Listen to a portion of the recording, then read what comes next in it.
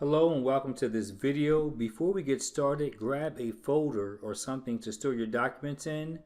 Label the folder Pardon Application. Now during this video, you're going to download a copy of your pardon application. So without further ado, let's get started. Under Apply for Clemency, select How to Obtain an Application. Scroll down to Download Application Packet. Select it. Now once the application downloads, save a copy of the application to your desktop.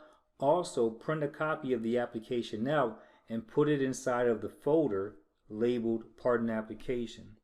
So as I wrap up this video, please make sure you take your time completing the pardon application. Also make sure you subscribe. Thank you and good luck.